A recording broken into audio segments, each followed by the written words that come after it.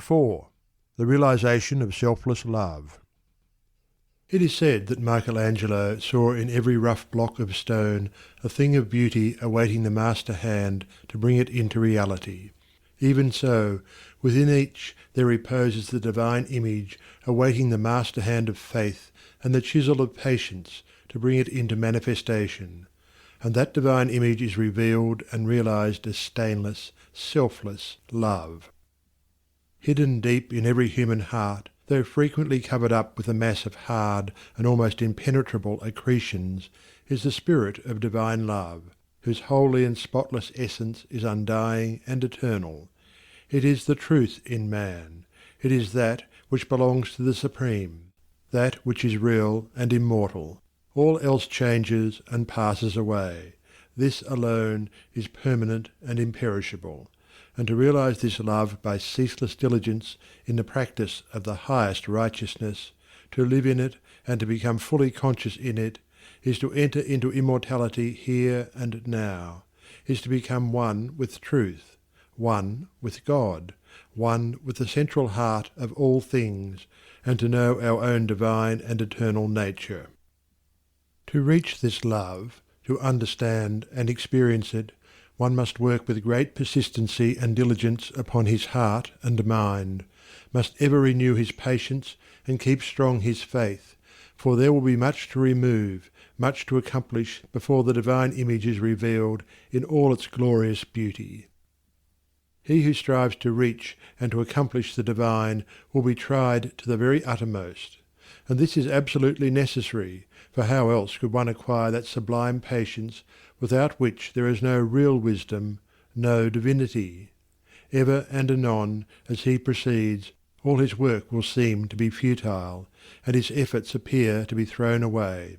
Now and then a hasty touch will mar his image, and perhaps when he imagines his work is almost completed, he will find that what he imagined to be the beautiful form of divine love utterly destroyed, and he must begin again with his past bitter experience to guide and help him. But he who has resolutely set himself to realize the highest recognizes no such thing as defeat. All failures are apparent, not real. Every slip, every fall, every return to selfishness is a lesson learned, an experience gained, from which a golden grain of wisdom is extracted, helping the striver toward the accomplishment of his lofty object. To recognize that of our vices we can frame a ladder if we will but tread beneath our feet each deed of shame, is to enter the way that leads unmistakably toward the divine, and the failings of one who thus recognizes are so many dead selves upon which he rises, as upon stepping stones to higher things. Once come to regard your failings, your sorrows and sufferings, as so many voices telling you plainly where you are weak and faulty, where you fall below the true and the divine, you will then begin to ceaselessly watch yourself, and every slip, every pang of pain will show you where you are to set to work, and what you have to remove out of your heart in order to bring it nearer to the likeness of the divine, nearer to the perfect love. And as you proceed, day by day detaching yourself more and more from the inward selfishness, the love that is selfless will gradually become revealed to you. And when you are growing patient and calm, when your petulances, tempers, and irritabilities are passing away from you, and the more powerful lusts and prejudices cease to dominate and enslave you, then you will know that the divine is awakening within you, that you are drawing near to the eternal heart, that you are not far from that selfless love, the possession of which is peace and immortality. Divine love is distinguished from human loves in this supremely important particular. It is free from partiality. Human loves cling to a particular object to the exclusion of all else, and when that object is removed, great and deep is the resultant suffering to the one who loves. Divine love embraces the whole universe, and, without clinging to any part, yet contains within itself the whole, and he who comes to it by gradually purifying and broadening his human loves until all the selfish and impure elements are burned out of them, ceases from suffering. It is because human loves are narrow and confined and mingled with selfishness that they cause suffering. No suffering can result from that love which is so absolutely pure that it seeks nothing for itself. Nevertheless, human loves are absolutely necessary as steps toward the divine, and no soul is prepared to partake of divine love until it has become capable of the deepest and most intense human love. It is only by passing through human loves and human sufferings that divine love is reached and realized. All human loves are perishable, like the forms to which they cling, but there is a love that is imperishable, and that does not cling to appearances. All human loves are counterbalanced by human hates, but there is a love that admits of no opposite or reaction, divine and free from all taint of self, that sheds its fragrance on all alike. Human loves are reflections of the divine love, and draw the soul nearer to the reality, the love that knows neither sorrow nor change. It is well that the mother, clinging with passionate tenderness to the little helpless form of flesh that lies on her bosom, should be overwhelmed with the dark waters of sorrow when she sees it laid in the cold earth. It is well that her tears should flow and her heart ache, for only thus can she be reminded of the evanescent nature of the joys and objects of sense, and be drawn nearer to the eternal and imperishable reality. It is well that lover, brother, sister, husband, wife should suffer deep anguish and be enveloped in gloom when the visible object of their affections is torn from them, so that they may learn to turn their affections towards the invisible source of all, where alone abiding satisfaction is to be found. It is well that the proud, the ambitious, the self-seeking should suffer defeat, humiliation, and misfortune, that they should pass through the scorching fires of affliction, for only thus can the wayward soul be brought to reflect upon the enigma of life. Only thus can the heart be softened and purified, and prepared to receive the truth.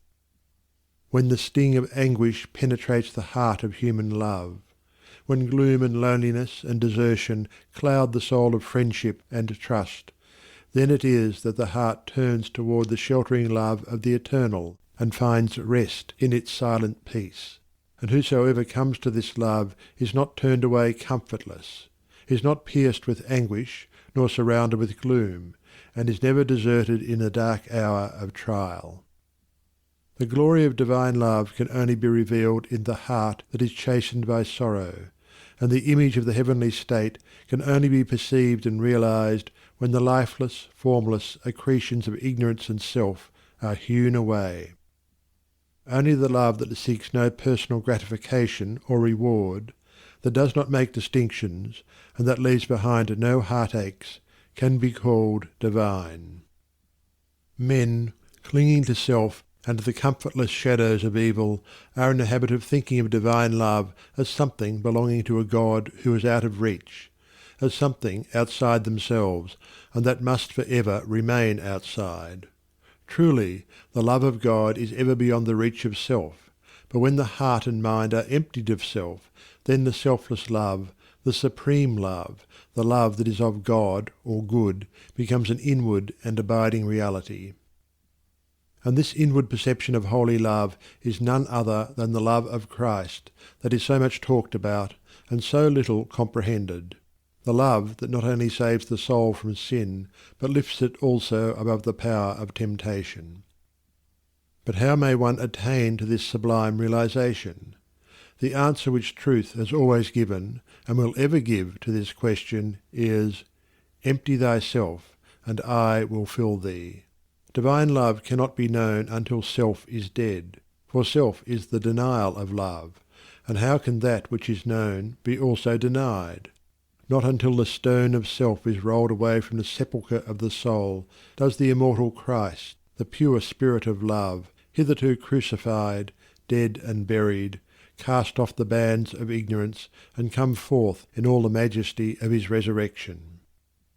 You believe that the Christ of Nazareth was put to death and rose again. I do not say you err in that belief. But if you refuse to believe that the gentle spirit of love is crucified daily upon the dark cross of your selfish desires, then, I say, you err in this unbelief, and have not yet perceived, even afar off, the love of Christ. You say that you have tasted of salvation in the love of Christ. Are you saved from your temper, your irritability, your vanity, your personal dislikes, your judgment and condemnation of others? If not, from what are you saved, and wherein have you realized the transforming love of Christ? He who has realized the love that is divine has become a new man, and has ceased to be swayed and dominated by the old elements of self. He is known for his patience, his purity, his self-control, his deep charity of heart, and his unalterable sweetness. Divine or selfless love is not a mere sentiment or emotion. It is a state of knowledge which destroys the dominion of evil and the belief in evil, and lifts the soul into the joyful realization of the supreme good. To the divinely wise, knowledge and love are one and inseparable. It is toward the complete realization of this divine love that the whole world is moving. It was for this purpose that the universe came into existence, and every grasping at happiness, every reaching out of the soul toward objects, ideas, and ideals, is an effort to realize it. But the world does not realize this love at present, because it is grasping at the fleeting shadow, and ignoring in its blindness the substance. And so suffering and sorrow continue, and must continue, until the world, taught by its self-inflicted pains, discovers the love that is selfless, the wisdom that is calm and full of peace. And this love, this wisdom, this peace, this tranquil state of mind and heart may be attained to, may be realized by all who are willing and ready to yield up self, and who are prepared to humbly enter into a comprehension of all that the giving up of self involves. There is no arbitrary power in the universe, and the strongest chains of fate by which men are bound are self-forged.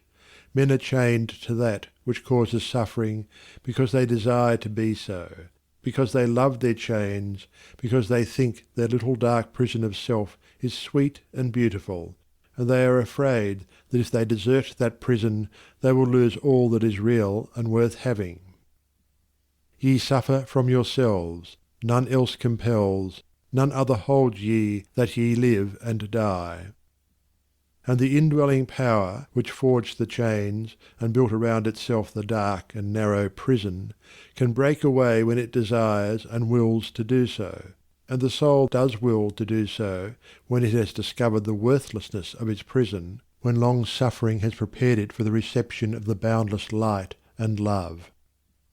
As the shadow follows the form, and as smoke comes after fire, so effect follows cause, and suffering and bliss follow the thoughts and deeds of men. There is no effect in the world around us, but has its hidden or revealed cause, and that cause is in accordance with absolute justice. Men reap a harvest of suffering because in the near or distant past they have sown the seeds of evil. They reap a harvest of bliss also as a result of their own sowing of the seeds of good. Let a man meditate upon this, let him strive to understand it, and he will then begin to sow only seeds of good, and will burn up the tares and weeds which he has formerly grown in the garden of his heart. The world does not understand the love that is selfless, because it is engrossed in the pursuit of its own pleasures, and cramped within the narrow limits of perishable interests, mistaking in its ignorance those pleasures and interests for real and abiding things. Caught in the flames of fleshly ignorance, those pleasures and interests, caught in the flames of fleshly lusts, and burning with anguish, it sees not the pure and peaceful beauty of truth.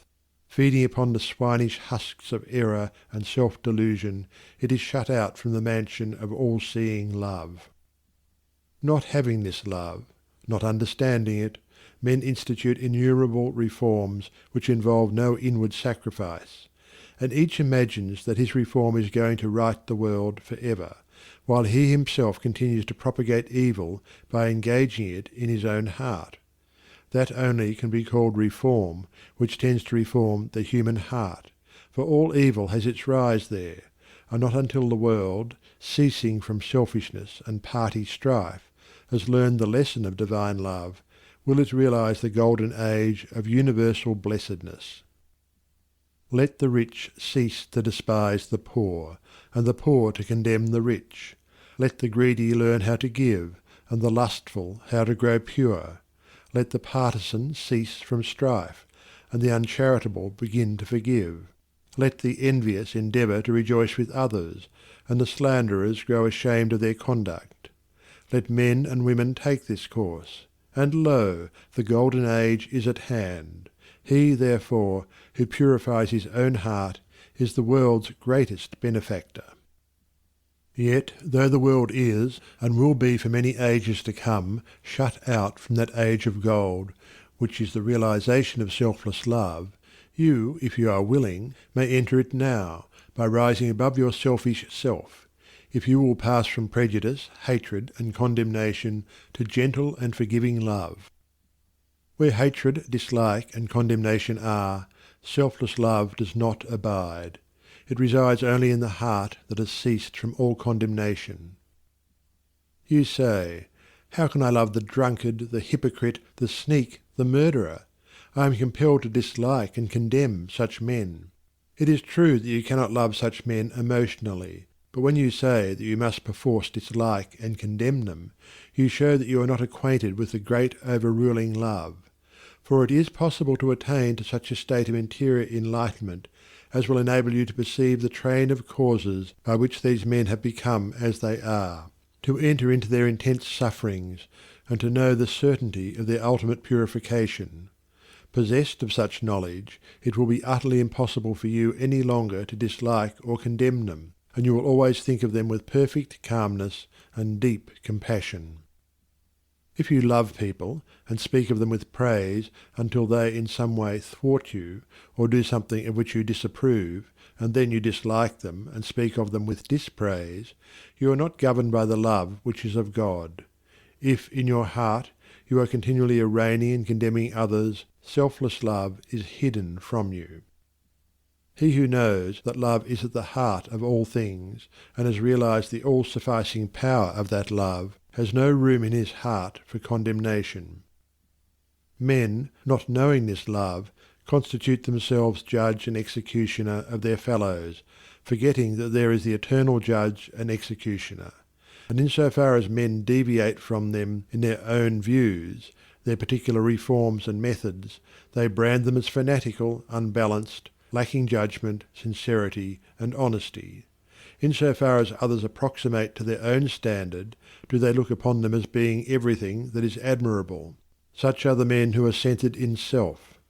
But he whose heart is centred in the supreme love does not so brand and classify men, does not seek to convert men to his own views, not to convince them of the superiority of his methods. Knowing the law of love, he lives it, and maintains that same calm attitude of mind and sweetness of heart toward all.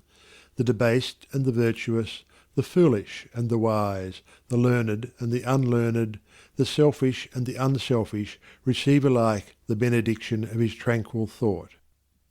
You can only attain to this supreme knowledge, this divine love, by unremitting endeavour in self-discipline, and by gaining victory after victory over yourself. Only the pure in heart see God, and when your heart is sufficiently purified, you will enter into the new birth, and the love that does not die, nor change, nor end in pain and sorrow, will be awakened within you, and you will be at peace.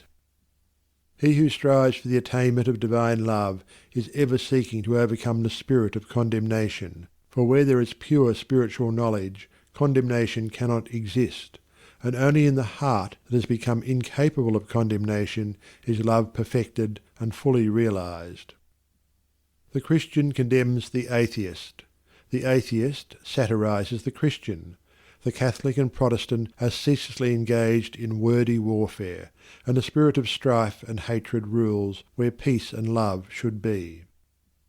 He that hateth his brother is a murderer, a crucifier of the divine spirit of love. and until you can regard men of all religions and of no religion with the same impartial spirit, with all freedom from dislike, and with perfect equanimity, you have yet to strive for that love which bestows upon its possessor freedom and salvation. The realization of divine knowledge, selfless love, utterly destroys the spirit of condemnation, disperses all evil, and lifts the consciousness to that height of pure vision where love, goodness, justice are seen to be universal, supreme, all-conquering, indestructible. Train your mind in strong, impartial, and gentle thought. Train your heart in purity and compassion. Train your tongue to silence and to true and stainless speech. So shall you enter the way of holiness and peace, and shall ultimately realize the immortal love. So living, without seeking to convert, you will convince.